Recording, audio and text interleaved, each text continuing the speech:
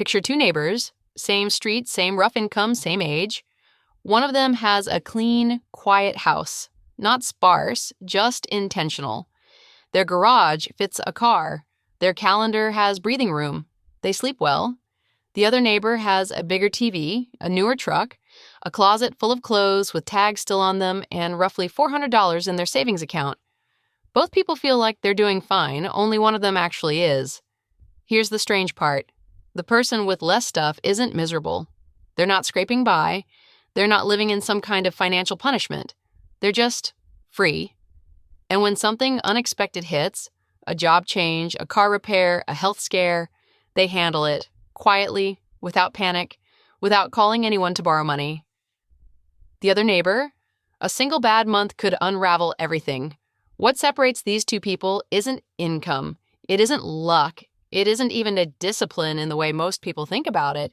It's a set of rules, quiet, almost invisible rules, about how money moves through your life. Once you understand them, you can't unsee them. And once you apply them, financial stability stops being a goal you chase and starts being a condition you live in. These are the minimalist money rules that actually keep you stable. Not rich. Stable first, then everything else. Before we get into the rules, there's one idea that ties all of them together. Think of it as your financial footprint. Your financial footprint is the total weight your life places on your income every single month, not just your rent and your car payment, all of it. Every subscription, every habit, every convenience you've automated, every item that needs to be insured, maintained, stored, or replaced. Most people have a much larger footprint than they think, and they only discover this when the income shrinks. The goal of minimalist money isn't to shrink your life. It's to make sure your life isn't heavier than your income can actually carry. A smaller footprint means more breathing room. More breathing room means fewer bad decisions made under pressure. Fewer bad decisions means you compound in the right direction, quietly for years. Every rule that follows is about reducing that footprint intentionally, before life reduces it for you violently on its terms. Rule 1. Own your fixed costs before they own you. Your fixed costs are the commitments that withdraw money from your life, whether you're thriving or struggling. Rent, car payment, insurance, loan minimums. These are non-negotiable every month, and most people set them based on how they feel in a moment of relative optimism. When they just got a raise, when the apartment felt exciting, when the car seemed worth it. Here's what most people miss. Fixed costs don't just consume money, they consume your options. When your fixed costs are high, every financial decision you make going forward happens inside a smaller and smaller box. You can't take a risk on a new opportunity. You can't handle a bad month gracefully. You can't negotiate at work because you can't afford to walk away. A useful principle: keep your fixed costs below 50% of your take-home income. Not your gross salary, your actual take-home. In many households, fixed costs quietly consume 60, 70, even 80% before the month has even started. What's left is supposed to cover food, gas, clothing, fun, saving, and every unexpected thing life throws at you, eh? It never works out. What to do instead? Treat your fixed cost decisions as permanent commitments, not monthly expenses. Before you sign a lease, before you buy a car, calculate what you're actually committing to over a year, 2 years, 3 years. Make that number feel heavy before you agree to it, because it will be. Rule 2. Never finance depreciation. This one rule, applied consistently, will save you more money than almost any other decision you make. Depreciation is what happens when something loses value the moment you use it. A new car, the latest phone, a piece of furniture that's trendy for one season. When you buy these things with cash, you're simply spending money. When you finance them, you're spending money you don't have yet, plus interest, on something that's simultaneously losing value. You end up paying more for something worth less. That's the math. But this is where it gets expensive. People normalize this pattern. A car payment feels fine because everyone has one. A phone on a payment plan feels reasonable because the monthly number is small. But when you add up all the things in your life you're financing while they depreciate, the total is often staggering. And you're paying interest on every single one of them. The exception, financing things that generate income or hold value, a home in a stable market, education with a clear return, tools for a business. Those conversations are different, but the couch, the car, the new laptop you don't need, pay, cash, or wait until you can. If you can't pay cash, it's a signal. That signal is telling you you can't afford it yet. Rule 3. Build a pressure valve, not just a savings account. Everyone's heard of an emergency fund. 3 months of expenses, 6 months, set it and forget it. That's fine advice, but most people get the psychology of it wrong. An emergency fund isn't about covering emergencies. It's about eliminating panic. When you have nothing saved and something breaks, you make a terrible decision fast. You put it on a credit card at high interest. You pull from something else and create a new problem. You borrow from someone and complicate a relationship. The damage from a broken down car or a surprise medical bill isn't just the cost of the event. It's the cost of the decision you make while panicked. Think about what this means for you. If your savings account could absorb $3,000 without you feeling it, how differently would you drive, work, and negotiate? How much calmer would you be? The pressure valve changes your behavior before the emergency ever happens. Start with a target of $1,000, that's it. $1,000 sitting in a separate account you don't look at regularly, labeled something like life buffer. Once you hit it, aim for a full month of fixed costs, then 2. You don't need to obsess over it. You just need it to exist. Rule 4, audit the recurring tax on your past self. Every month, your past self sends you a bill. Subscriptions you signed up for in different seasons of your life. Memberships you joined with optimism. Services that auto-renew because you never thought to check. This is the recurring tax on decisions you made months or years ago, and it's quietly withdrawing from your present self without asking. Now watch what happens next when you actually audit these. Most people find between $100 and $300 per month in services they're barely using or have completely forgotten. Multiply that by 12. That's somewhere between $1,200 and $3,600 a year, quietly leaving your account because you never sat down for 40 minutes to review it. This isn't about never spending money on convenience. Subscriptions you use consistently and value genuinely, keep them, but do it consciously. The rule is simple. Every subscription you keep should be a current decision, not a default from the past. Cancel everything once a year and only resubscribe to what you actually miss. Rule 5. Spend heavily on what you use daily, almost nothing on what you use rarely. Here's a reframe that changes how you shop. Most people spend money based on price and desire. Minimalist spending is based on cost per use. A $40 pair of shoes you wear twice has a cost per use of $20. A $200 pair of shoes you wear 300 times over 3 years has a cost per use of 67 cents. The expensive thing was the cheap shoes. This principle applies everywhere. Your mattress, your desk chair, your running shoes, your daily bag, the pan you cook in every morning. These things touch your life constantly. Spending well on them isn't indulgent, it's economical.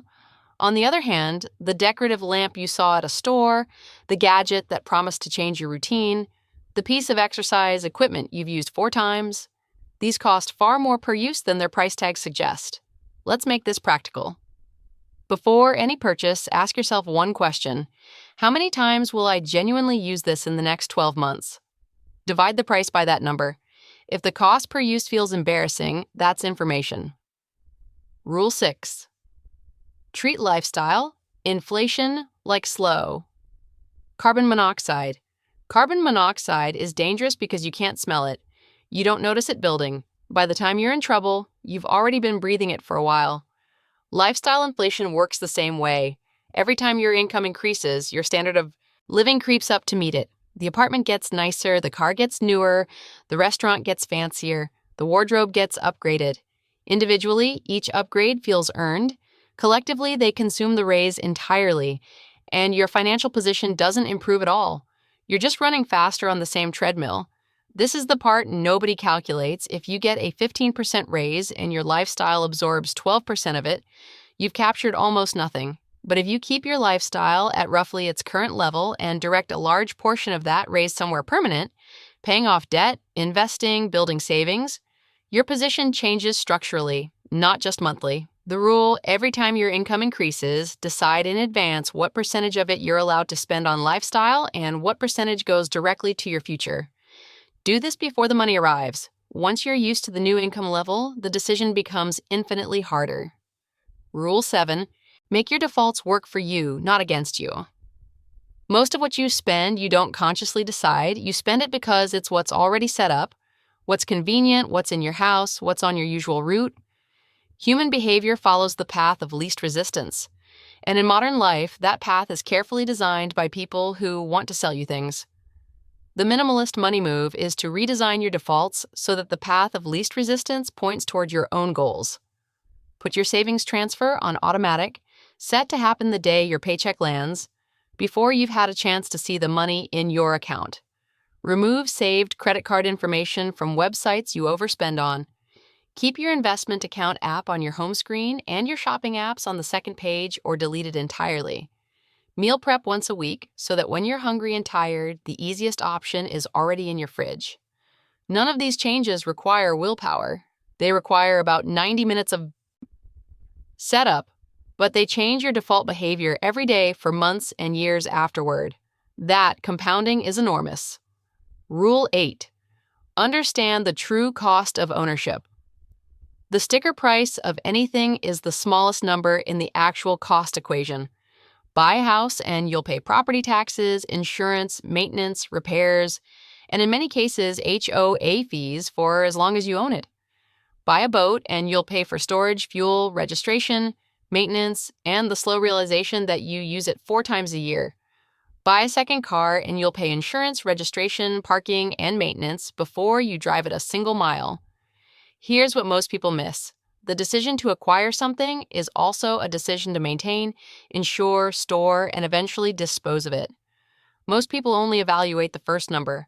The minimalist habit is to estimate the total cost of ownership before acquiring anything significant, and then decide if that full number is something you want in your life. This also works in reverse. When you let things go, when you sell the car you barely drive, cancel the storage unit, downsize something you're maintaining out of habit, you don't just get the space back, you get the ongoing cost back month after month. Rule 9. Separate emotional spending from intentional spending. Emotional spending isn't weakness, it's human, but it's worth understanding what it actually is because it often masquerades as something else. You had a brutal week and you buy something nice because you deserve it. You saw someone else's life online and you bought something to close that distance. You felt anxious about the future, so you bought something in the present to feel more in control. None of these are logical. All of them are understandable. And every one of them charges your bank account in exchange for a feeling that disappears in a few hours. The rule isn't to eliminate emotional spending. It's to delay it long enough to tell the difference. A 48-hour wait on any non-essential purchase above a certain amount. Pick a number that fits your situation. Will eliminate a large percentage of spending you'd later regret. Most desire doesn't survive 48 hours. The things you still want after 2 days are usually things you actually want. Rule 10. Design for resilience, not just optimization. Most personal finance advice optimizes for growth, more return, more income, better rate, bigger portfolio. That's fine. But optimization without resilience is a structure built on the assumption that conditions stay favorable. They don't always. A resilient financial life isn't just growing, it's durable. It can absorb a job loss, a health event, a relationship change, a market downturn. It has multiple inputs, it has a buffer. It doesn't require everything to go right. Think about what this means for you. Resilience means keeping some liquidity even when it's not optimal. It means not having every dollar working hard in one direction. It means keeping your fixed costs low enough that you could manage on significantly less income if you had to. It means having skills, relationships, and flexibility, not just assets. Optimization asks, how do I make the most of the current conditions? Resilience asks, what happens when conditions change? The best financial lives answer both questions. This week, sit down with your bank statements from the last 2 months. List every recurring charge. Identify which ones you chose consciously and which are just still running. Cancel at least 3. Set up a separate savings account labeled with your specific goal and automate a transfer into it, even a small one, on your next payday. This month, calculate your actual fixed cost percentage. Add up everything that leaves your account automatically or that you're contractually obligated to pay. Divide by your take-home income. If that number is above 50%, you have a structural problem that no amount of budgeting will fully solve. You need to reduce something fixed. Start identifying what. This quarter, do a full cost of ownership audit on the 3 largest things you own: your home or apartment situation, your vehicle situation, and your biggest monthly conveniences. Are they worth the full cost, not the sticker cost, the full ongoing cost? If one of them isn't, make a plan to change it over the next 6 to 12 months. These aren't motivational exercises, they're structural changes. You do them once and they continue paying you back every month. Remember those 2 neighbors at the beginning? The one with the quiet house and the one with the $400 savings account? The difference between them isn't visible from the outside. It's not their salary. It's not their neighborhood. It's a set of quiet decisions made over years about what they let into their financial life and what they kept out. The neighbor sleeping well at night isn't wealthy in the traditional sense, but they have something that money alone can't buy. The confidence that comes from knowing their life doesn't break under ordinary pressure. That confidence changes how they speak at work, how they make decisions, how they handle conflict, how they take risks. Financial stability isn't just about money. It's about who you become when money isn't a constant source of dread. Minimalist money rules aren't about deprivation. They're about designing a life where the weight you're carrying matches the strength you actually have and then gradually building both. The goal was never to have everything. It was to need nothing you can't sustain. That's the whole thing.